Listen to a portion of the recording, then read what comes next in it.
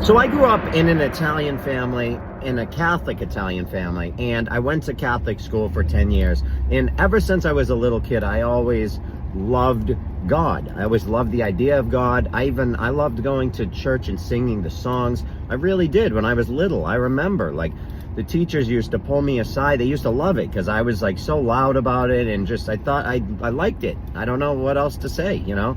And this was like before I got old enough to know, you know, what it was like to get made fun of and teased. And then as I got older, you know, I realized like maybe singing these songs isn't cool. And I quieted down and got, you know, turned into a normal kid, I guess I would call it. But I've always had this deep desire to learn and understand truth. Now, religion fascinated me, especially being Catholic, because when you open the Bible, I mean, you have the Old Testament and the New Testament. The Old Testament is Jewish. The New Testament is Catholic and Christian. So it's like, it always was strange to me. How can I be a Catholic and my family be Catholic and read the Bible, but the old part, the whole beginning of the Bible is not Catholic? Like, why am I not Jewish then? That makes no sense. It made no sense to me that you could be one thing, but both of the books it's all one book. So the older I got, the more I was just, I needed to know, I needed to learn. I was filled with obsession to learn and to break it down. So I really started studying and reading. Now, when I became my late 20s, I became a pastor, and I became a Christian first, and then I became a pastor after much studying. And then I realized that we're just being duped. We're being deceived all around. These pastors, these priests, they're not telling us the truth. They're skipping over a lot of the Bible, and they're not teaching it. They're teaching the literal Bible. They're teaching a literal Bible, and the Bible is not a literal book. The Bible was not written by knuckleheads from Boston, all right? The Bible was written by Greek mystics, all right? Eastern mystics. That's what the Bible was written by. It was written by people that understood esoteric things. The word esoteric and occult, it only means hidden. And in the Bible, it says, God straight up says that he hides a thing, and it is up for kings to seek it out. So God hides things. The word occult means hidden. So when I started learning that, I started saying, like, okay, well, if the word occult means hidden, and it says that God conceals things and he wants you to find them, then that would mean that I have to try and find hidden things. So I would have to learn about the occult. And I got a lot of shit for that, man. A lot of people, oh, I won't read that. Oh, that's bad. Oh my God, you're going to go to hell. You're going to burn in hell for that. And it's just, it couldn't be further from the truth, because Jesus spoke in metaphors, okay? He spoke in metaphors in all of his stories. I mean, it says this in the Bible. It says Jesus spoke in allegories. All his stories were allegories. And they even ask why, and he tells people why. He says, because I tell you what's going on and you don't listen. So I have to speak in stories. I have to tell you this in a story. And it reminds me of today when I go to work and the boss, okay, starts trying to explain something, and rather than just explain it from A to B and just get through it, they tell you stories. Well, it's similar to if you know, when you're out in public, and he starts telling a story, and I don't need the story. I don't need the allegory, okay? I understand it. Just get to the point. But that's what it is. Most people don't understand things. They can't grasp it, so they have to be told the story. They need to be told the story in order to understand, and that is exactly what Jesus was saying. Now, the real true fact of the matter is that there was no man named Jesus from Nazareth, okay, back then, okay, 2,000 some odd years ago. There wasn't. The letter J didn't exist. There was no name of Jesus. There was no man named Jesus. Certainly not a man named Jesus Christ. That is not a man. That was not his last name. There's no such a thing. The word Christ, if you study language, the word Christ goes back to Christos, which is Greek. Christos means oil. So what you have is the Christos, the oil, and it turns out that your brain produces an oil, a melatonin.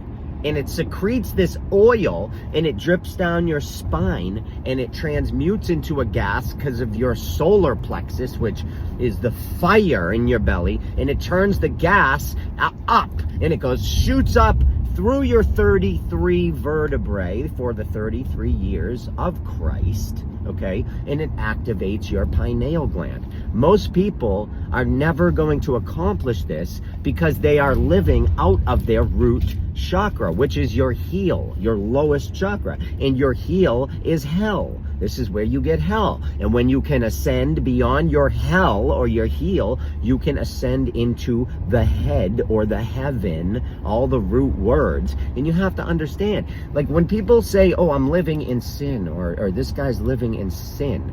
Sin was a Mesopotamian moon god, okay? And the reason Sin was a Mesopotamian moon god, all right, is because the moon is a perfect example of your emotions, okay? The moon is feminine. Femininity is emotions, magnetism, magnetic. So the moon is magnetic. The word demon comes from demon. D, negative, that means negative, and mon is for the moon, is for the emotion, is for the feminine, okay? So you have negative D, moon, emotion, mon, emotion, feelings, thoughts, negative thoughts that manifest into emotions. And if they're negative, they manifest into demons that will just haunt you. Okay, so these words have meanings. You have to understand everything is about thought. Okay, we perceive an idea, and in our head, our visual cortex, we look out, and our visual cortex bounces light into our head and bounces it through our visual cortex and back out into our brain, and that is telling us what we are seeing. We're walking around with little television sets on our heads, and we're seeing things. And if you're living in a negative world, it's because you have negative thoughts that are manifesting into negativity, okay? Everything in this world is electromagnetic. You are a little computer. You're an electromagnetic computer that receives signals. If you're receiving low vibrational signals, you're going to be in a low vibration. If you're receiving high vibrational signals, you're receiving high signals and you're in a higher vibration. It's that simple. How do you get into a higher vibration? For one thing, you have to get all of the poison and the toxins out of your body. You have to fast, you have to change your diet, you have to change your lifestyle. All the crap music you're listening to, gotta go. You can still listen to music and enjoy it, but if you're pumping music through your ears 24/7, you're never going to get out of the vibration you're in, because that's what it's doing. It's putting you there. So if you can get away from that, start to silence the mind, start to think thoughts and understand them. Instead of having a thought pop into your head and just getting angry. And I'm not saying I'm perfect at this shit. I'm not, far from it, man. Far from it. I still get really annoyed at things all the time. That's why I spend a lot of my day in silence, meditating, trying to bring that frustration and that chaos to peace. Okay? And that's the only way you can do it. I'm sorry, but that is what it is. So, and that's what the Bible is about. It's a spiritual book on spirituality. It's not a history book. It's not a book about geography. It's not an autobiography. It's a mystical book about spirituality. Learn where the word God comes from. Okay? Because all the word God means is good, with an O taken out of it. That's it. All right, you have a few different theories on God, the word coming from the dog star and then them inverting it, which that makes sense too. But ultimately, you have the word God, which is goodliness. And if you're godly, you're goodly. And that's that. And that's the end of it. Now, again, when I said sin being the Mesopotamian moon god, that makes sense, because if sin is an emotion, because it's the moon god and the moon is emotion, then that means sin is a negative emotion. Sin is when you are living in your thoughts, when you are acting on your thoughts, when you can't get out of your own way. That is living in sin. You're not living in the higher mind. You have not rose above the carnal mind, okay? Have to understand all these biblical stories. This is what they're trying to teach you. David and Goliath. David kills Goliath. He shines up 5 perfect little stones, and then he uses a sling and he flings one of those stones and it hits Goliath dead center of the forehead and kills him. That's because these 5 stones represent the five senses, and in order to ascend, to go beyond the carnal mind, to go beyond the material realm, you have to ascend and cut off your 5 senses through meditating and through silencing the storm and the chaos of the mind. And then you can actually ascend and you can activate your pineal gland, your third eye chakra, which is why it kills the beast, okay? It kills the Goliath right here. It's because David and Goliath are the same person, and that person is you. It's your inner struggle. It's a key to understanding how to kill the beast inside of you. You have to work on the 5 senses, on shutting them down, and they shut down, and that's why he doesn't need all 5 of them, because he shuts them down, he puts them away. He only needs one, and that is the pineal gland, that is the third eye. That's it. All these stories, okay? Revelation, same thing. The 7-headed beast that comes out of the ground, and 1/3 of the earth is gone, and all this stuff is, we're talking numerology and we're talking symbology, okay? Symbolism, ladies and gentlemen. The 7-headed beast is you. You have to ascend through the 7 chakras in order to kill the beast. People need to stop thinking literally, because it's gotten us absolutely nowhere. Literal thinking has gotten us to wreak havoc on the earth and kill other living things for thousands of years now. That's what literal thinking has gotten us. So I suggest maybe we start looking a little bit deeper and really reading what's being written here.